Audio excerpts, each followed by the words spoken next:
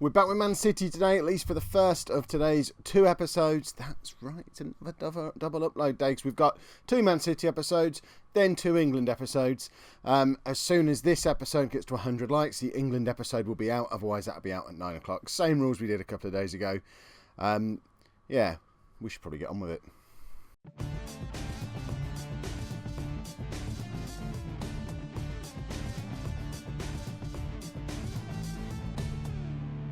Hello and welcome to Season 16, Episode 4 of Non-League to Legend. I'm Kev, and coming up on today's episode, we have a Champions League game against Dynamo Kiev and a Premier League game at home against Norwich. As I've already mentioned, this is the first part of a double upload today, with England games coming later in the day. So, since you were last with me on the Man City side of things, we've only played 4 or 5 games. Where were we? I think it's from Brentford onwards was the last time you were with me. So a bit of a sticky start coming out of the international period. We only drew 2-2 away against Brentford. But then we got a 2-2 draw away against Bayern Munich. And that seems to have been the catalyst, coming back from 2-0 down in that game. And also João Roberto finally getting a goal. Just seems to have given us the confidence to go on and have some good performances from that point on. Yes, against some weaker opposition, but they're good performances all the same. So we beat Sheffield Wednesday 3-0 in the league, then 4-2 in the Capital One Cup, and then we beat Leeds 4-0 away in the league, which means the Premier League table at the moment, I know it's very early days, but we're 6 games in. We're only 5th, we're 5 points off the top, but the encouraging thing is we're 3 points ahead of Chelsea.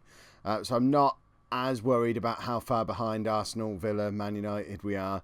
I expect them to fall away as the season goes on. Chelsea are the ones we're seriously worried about, and if we can, I firmly believe that if we finish above Chelsea this season, we will win the league. So that's what we're aiming for at the moment. But let's get into this Norwich game first of all.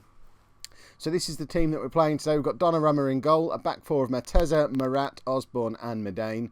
Still no Lazarov, but Medane comes back in at right back just to get Ron Osborne back into the centre-back position where I think he is most effective. Then we've got Jans and Koulibaly in midfield, with Umputu, Gilberto and Van Inzerillen behind Ortega. Ayrton is injured. He's going to be out for a little while if I remember rightly. Where is he? Why isn't it telling me? He's nearly back now, actually. He's been out for a little while, so Van Inzerillen's been getting a little run in the team. Not been fantastic, but doing okay. Ortega is just a better striker than João Roberto. 7 goals already this season to João Roberto's 1. I think we have a new goal-scoring hero. Let's get into the Norwich game. Let's get a few more goals for... Oh, this isn't Norwich. This is Dynamo Kiev. I forgot we have to play this first. Yeah, João Roberto's being rotated, that's right. How did I not know which game we were playing first? We were just talking about it. So, Dynamo Kiev, what's going on in the Champions League then? Remind me. We've played 1 game. Away against Bayern. And we're like, oh, can't you tell it's the Easter weekend and I'm not really with it. So, we drew away against Bayern Munich. We need to now pick up a win in this game. We've got the most difficult game of the group out of the way, the away game against Bayern. If we can now do what we're supposed to do in the rest of these games, I think we have a good chance of winning this group, or at the very least we should be getting into the knockout rounds, which we should be anyway. Ortega's in, should have probably squared the ball, he doesn't, but it comes out to Umputu, who oddly doesn't cross but finds Medane, who also doesn't cross. We really need Lazarov to get fit ASAP. I can't believe we're having to play Van Inzerillen in a Champions League game as well. That's nobody wanted to buy him. Someone said in the we've given a penalty away. Someone said in the comments, how do I sell players? No one ever buys their players. Well, that's the problem I've got with Van Inzerillen, because no one wants to buy him. So he's stuck at the club, which means he's filling a squad spot. Donnarumma with the save. Excellent penalty save there from Donnarumma. Keeps us level early on in this game. Even going 1-0 down, I wouldn't be massively concerned, I don't think. I assume we're going to be a much better side than Dynamo Kiev. They're probably going to thump us in both games now, just to show me that I shouldn't be assuming things. But it all seems to have quieted down. They've just pushed their left winger forward. That was sneaky. I just noticed that. He's gone from support to attack. Just it nudged forward like that much. Right.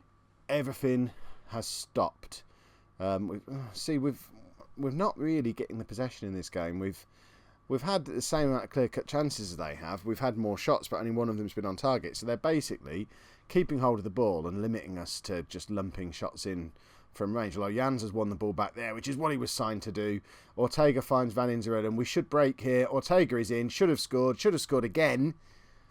What's wrong with Ortega today? Did I big him up too much before the match starts? Murat can't convert from the corner either. We're going to go in 0-0 in this game, aren't we, at half-time? That's not really part of the script for this game. We should be beating Dynamo Kiev. Otherwise, our Champions League run could be cut fairly short this season, because Kiev should be the weakest team in this group by a long way. Does that mean Sporting are beating Bayern at the moment as well?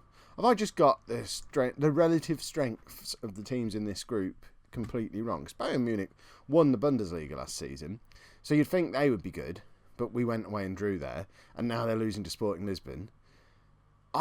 Now I've seen how far down the world rankings England are, I'm finding it hard to work out how good English football is as a whole. Have somehow the leagues that I've got playable in this save gone a bit rubbish, and Portugal and the Ukraine and wherever else is pushing ahead of us? I don't get it. I don't understand. I need to look at league reputations. How do we do that? We'll do that after the game, maybe. We're going to need some changes. Ortega is not having a good game at all. He's just not getting in it. He's only on a 6.2. We're going to take him off before any more damage is done. Get João Roberto on. See if he can prove why he should be starting these games. I'm really suffering from lack of wide players at the moment as well. And lack of a third striker. Wagner is injured. But now I want to take Umputu off, but I have no one to bring on for him. I could bring on a second striker if I had one and go to the diamond, but I've already brought João Roberto on for Ortega. There's no wide players, no more strikers, so my only option is to pack the midfield or leave Umputu on. So I have to leave Umputu on. Who are we going to take off? Koulibaly can come off to bring on Lewis Bradford. And we've got sort of, 20-25 minutes of this game left. We need to get a goal in this. A draw at home to Dynamo Kiev is not what we've all tuned in for today. That's not acceptable. We've been playing so well as well. What can we do? What can we do? There's nothing. I'm probably not even going to make the third substitution because... no, I tell you what, we'll bring Wilkes on for Gilberto, just to mix things up a little bit in there, get some fresh legs in. Gilberto's getting a little bit tired. Wilkes might create something or get on the end of something, but really, this has been pathetic. We've had 17 shots and not scored a goal yet. They've had 2 shots, but they've had more of the possession. Oh, Van Inzerillen's in, and that's our 5th clear-cut chance of the game. Their goalkeeper is just having the performance of his life here. This is ridiculous. I mean, they have just come here, they have defended for their lives, their goalkeeper has been outstanding, and we have thrown absolutely everything we've got at them, and it's not been enough. We need a plan B. Oh, could we get... if we'd have stolen a goal there, that would have been lovely. But yeah, that game tells me plan B is needed. We're working on one. We've got a diamond system in training, but it doesn't really work if I take the one striker off and replace him with the only one that's on the bench, does it? Now we'll finally go and play Norwich. Right, we're going to try again with exactly the same team and see if this time we can make some of the chances pay. Ayrton is on the bench, but not fit enough to play. Other than that, no changes needed, really. Other than the one the media keep asking me about. João Roberto. If Ortega has another game like that one, where he just doesn't play well and doesn't get anything, João Roberto comes back for the next game. The problem is, João Roberto came on for 25 minutes against Dynamo and didn't do any better. So, tell me, free-scoring Man City haven't managed to break their free-scoring strikers. See, that's what I mean. Ortega would have scored that 5 games ago. What have I done to him? How have I broken this player? Perhaps he only wanted to play well when he was trying to win his place in the side, and now he's got it. He's perhaps resting on his laurels a little bit. Perhaps we need to get João Roberto back in for a couple more games just to keep Ortega on his toes. Oh, he's in here. Redeem yourself. And he doesn't. That's 2 clear-cut chances Cesar Ortega has had so far, and he's just fluffed them both. He's coming off at half-time if he doesn't get his act together, because this is getting frustrating now. I thought we'd signed a superstar when he came in getting all those goals early on, but it's just not happening for him these last 2 or 3 games now. Ortega again, what's he going to do? Finds Gilberto, who loses the ball. What has happened to this team? It's the same players that were playing so well earlier in the season. Ortega's through on goal again. This time at least he wins a penalty. If he manages to miss a penalty, I might just sub him here and now. So this is going to be his third clear-cut chance of the game. He has got one of their players sent off, but that was the third time he's been through on goal in the first 15 minutes. Do not miss here or you are off, young man. There we go. Hopefully, getting that goal will sort him out a bit and remind him that he does know how to hit the target. Oh, frustrations of being manager of a big club. I mean, if I had a player like him at Ipswich, I had 2 of them, and I loved it. But I imagine his goals per game ratio so far has been better than Arendt's or Full's everywhere at Ipswich. And here I am moaning about him because I've gone all big time. I mean, it was a soft penalty, really. Their keeper should have had it. But is Ortega becoming the new scapegoat? We've not really had a scapegoat at Man City yet. I miss having a scapegoat. It would be fun to make Ortega the scapegoat, especially if he goes and scores 30 or 40 goals this season and I'm still blaming him for us not winning the league. Chelsea must be losing again. They're down in 8th. I'm starting to worry that my pre-season target of just finish above Chelsea might backfire if they finish mid-table. What has happened there? I know we broke one of their players on international duty, but I didn't think he was that important for them. Ortega's injured. Right. Oh, he's properly injured as well.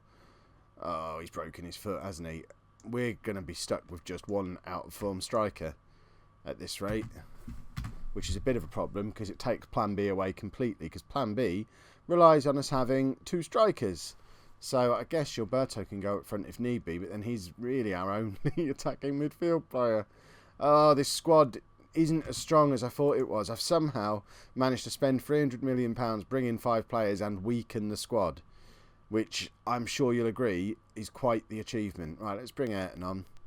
Try and get some fitness back into him and convince Van Inzerillen that he should be able to play on the left wing, because he's a left midfielder who's left-footed who can also play on the right wing. So why he refuses to play on the left wing, I do not know. But let's make our last sub. Jans can come off. We'll bring... See, if we were 2 or 3-0 up, I'd bring Remco Smith on to have a look at him. As it is, we'll bring on Lewis Bradford. And he can sit there with Koulibaly. Probably should have swapped them over, actually. Koulibaly, I think, is probably... But yeah, there you go. See, I'm learning my new players already. Koulibaly's a deep-lying playmaker. Bradford has always played for me as a box-to-box midfielder for both England and Manchester City. Right. Oh, a cross comes in it and gets onto it, but just sort of scuffs it a little bit. Madane is in. João Roberto. Madane again. Ayrton. Somebody just score a goal, please. Madane for a 3rd time to Koulibaly. Madane 4th time gets the cross in. João Roberto puts it into the back of the net, but it's disallowed for offside. Questionable, I think, there. If Norwich score here, I'm going to go mental.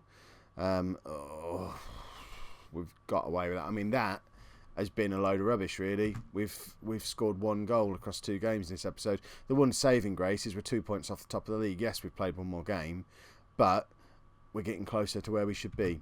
If you've enjoyed today's episode, make sure you pop a like on there and subscribe to the channel as well. Stick around for however many hours it will be until we hit 100 likes on this episode. Then the next episode will come out, which will be an England episode. Thank you very much for watching.